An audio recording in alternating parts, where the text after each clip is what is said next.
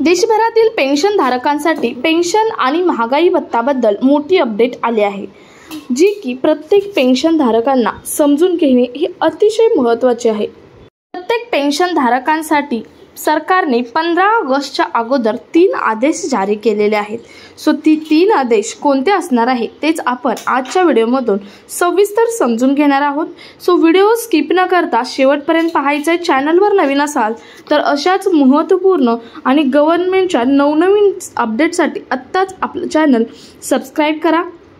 शेजारील bell icon press करून ठेवा, म्हणजे असेच महत्त्वपूर्ण अपडेटचे नोटिफिकेशन सर्वात पहिले तुम्हाला येत राहतील। तर पाहूयात काय आहेत हे आदेश 15 ऑगस्टच्या अगोदर तुमच्यासाठी म्हणजेच पेन्शनधारकांसाठी जारी केलेले आहेत। सर्वात पहिली अपडेट आली आहे देशभरातील लाखो पेन्शनधारकांसाठी लाईफ सर्टिफिकेट संदर्भातील। तुम्हाला माहीतच आहे की दर महिना रेग्युलर पेन्शन येण्यासाठी तुम्हाला दरवर्षी लाईफ सर्टिफिकेट जमा करावे लागते। त्यामध्ये 80 वर्षाखालील पेन्शनधारकांसाठी 1 नोव्हेंबरपासून ही प्रक्रिया सुरू होते, तर 80 वर्षावरील पेन्शनधारकांसाठी 1 ऑक्टोबरपासून ही प्रक्रिया सुरू होते। आणि यातच आता अपडेट आणि आदेश आलेला आहे। लाईफ सर्टिफिकेट जमा केल्यामुळे सरकारला किंवा त्या विभागाला हेच समजते की आपण जिवंत आहात की नाही, पेन्शन घेणारी व्यक्तीच पेन्शन घेत आहे का, आणि यालाच अनुसरून सरकारने एक अपडेट जारी केला आहे।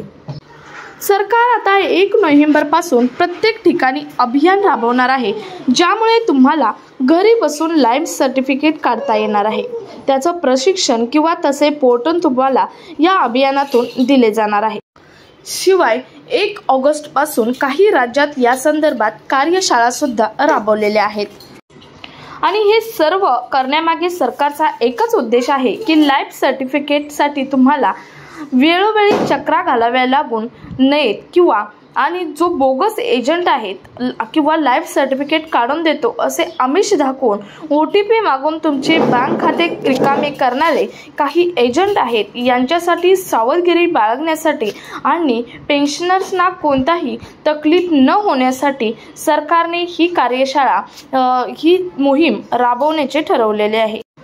त्यानंतर भारत सरकारच्या पेन्शनर विभागाने दुसरी एक अपडेट जारी केली आहे, ती म्हणजे भारत सरकार पेन्शनर्स कल्याणकारी मंडळ सचिव निवासजीने दुसरी एक अधिसूचना जारी केलेली आहे। ती म्हणजे श्रीनिवासजी म्हटले आहेत की पेन्शनधारकांची दखल घेण्यासाठी लवकरच वेगवेगळी समिती स्थापन करण्यात येणार आहे, जेणेकरून पेन्शनधारकांच्या सर्व प्रश्नांची त्यांना उत्तरं मिळणार आहेत। शिवाय पेन्शन आणि DA वाढण्यासंदर्भात सुद्धा या समितीमध्ये विचार करण्यात येणार आहे। म्हणजे तुम्ही आता पाहिलं असेल बऱ्याच दिवसांपासून पेन्शन वाढीबाबत आंदोलनं होत आहेत, काही समित्या स्थापन करतो असं सांगितलं जात आहे, परंतु आतापर्यंत हे काहीच झालं नाही। परंतु 15 ऑगस्टच्या अगोदर श्रीनिवासजींनी सांगितलेलं आहे की 15 ऑगस्टच्या अगोदर आम्ही एक प्रत्येक वेगवेगळी समिती स्थापन करणार आहोत। त्यामध्ये पेन्शनधारकांच्या प्रत्येक प्रश्नांची दखल घेतली जाणार आहे। शिवाय पेन्शनधारक आहेत त्यांची पेन्शन वाढीबाबतची किंवा DA संदर्भातची जी काही मागणी आहे त्या संदर्भात सुद्धा या समितीमध्येच दखल घेतली जाणार आहे, आणि त्यासाठीच ही समिती स्थापन करण्यात येणार आहे। काय वाटतं, ही समिती स्थापन करावी का? तुमचे प्रश्न यातून सुटतील का? ते कमेंटमध्ये नक्की सांगा। त्यानंतरचा पुढचा आदेश पाहूयात। त्यानंतर पुढची अपडेट आहे पेन्शनधारकांसाठी, ती म्हणजे 8वे वेतन आणि UPS पेन्शन संदर्भातील। सरकारने 15 ऑगस्टपर्यंत CBSE term of reference and चेअरमनची नियुक्ती नाही केली तर कर्मचारी वर्ग 15 ऑगस्टला कर्मचारी दिल्लीत मोठ्या प्रमाणात आंदोलन करणार आहेत। सो 15 ऑगस्टचा अल्टिमेट दिला आहे कर्मचारी संघटनेने। म्हणजे तुम्हाला समजलं असेल की सरकारने UPS पेन्शन संदर्भातील 15 ऑगस्टपर्यंत CBSE टर्म ऑफ रेफरन्स आणि चेअरमनची जर नियुक्ती केली नाही तर असा अल्टिमेट कर्मचारी संघटनेने दिला आहे की आम्ही 15 ऑगस्टला किंवा 15 ऑगस्ट नंतर 16 ऑगस्टला आम्ही मोठं आंदोलन दिल्ली येथे करू, असं कर्मचारी संघटनेने मोठा अल्टिमेट दिलेला आहे।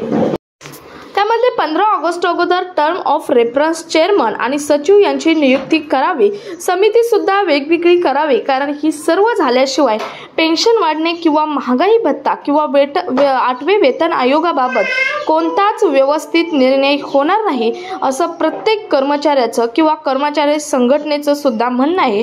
तुम्ही जर एक कर्मचारी असाल, तुम्हाला काय वाटतं याबद्दल कमेंटमध्ये नक्की सांगा। आमच्या टीमच्या मते तर हा निर्णय योग्यच असेल, कारण त्याशिवाय कर्मचाऱ्यांचे जे प्रश्न आहेत ते प्रश्न सुटणारच नाहीत। त्यामुळे टर्म ऑफ रेफरन्स चेअरमन आणि सचिव यांची नियुक्ती आणि समिती सुद्धा स्थापन करणे हे तितकेच महत्त्वाचे ठरणार आहे, तरच कर्मचाऱ्यांच्या प्रत्येक प्रश्नांची उत्तरे सुटणार आहेत। कारण सध्या कर्मचाऱ्यांची दखल कोणीच घेत नाही, फक्त आंदोलन करत आहेत कर्मचारी, परंतु त्यांची दखल ही कमी प्रमाणात घेतली जात आहे।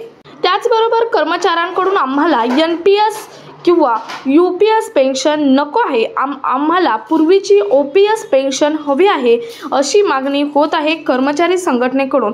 आम्हाला OPSचाच फायदा पाहिजे, म्हणजे कर्मचाऱ्यांकडून वारंवार कर्मचारी संघटनेकडून वारंवार मागणी होत आहे की आम्हाला OPS पेन्शन आहे त्याचाच फायदा पाहिजे, आम्हाला NPS किंवा UPS पेन्शनचा आत्ताच काही नको, आधी आम्हाला OPS पेन्शनचा फायदा द्या आणि मग नंतरचे निर्णय बघू, असं कर्मचारी संघटनेकडून मागणी होत आहे। आणि त्यासाठीच तुम्हाला 15 ऑगस्टपर्यंत वाट पाहावी लागणार आहे।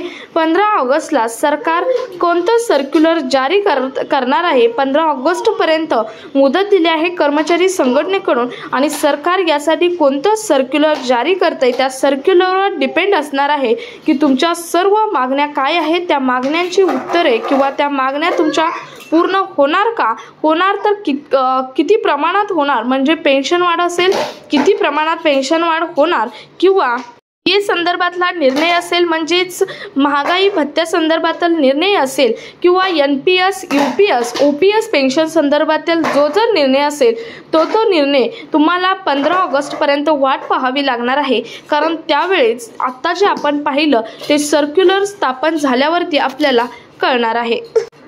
त्यानंतर जे डिफेन्स पेन्शनधारक आहेत त्यांच्यासाठी 699 स्पर्श सेंटर ओपन केलेले आहेत। या स्पर्श सर्व्हिस सेंटरचा फायदा डिफेन्स पेन्शनधारकांना होणार आहे, त्याचा प्रत्येक समस्या या सेंटरमध्ये बघितल्या जाणार आहेत। तर 699 स्पर्श सेंटर डिफेन्स पेन्शनधारकांसाठी सरकारने देशभरामध्ये जारी केलेले आहेत। याला 15 ऑगस्टची वाट पाहावी लागणार नाही, तर डिफेन्स पेन्शनधारकांसाठी ऑलरेडी 699 सर्व्हिस सेंटर हे चालू केलेले आहेत आणि त्यामध्येच तुमच्या सर्व समस्या ह्या सुटणार आहेत। सो तुम्हाला आजच्या व्हिडिओमधून समजलं असेल की 15 ऑगस्टच्या अगोदर सरकारने काय निर्देश जारी केलेले आहेत आणि त्याचा तुम्हाला काय फायदा होणार आहे। सो याबद्दल तुमचं काय मत कमेंटमध्ये नक्की सांगा।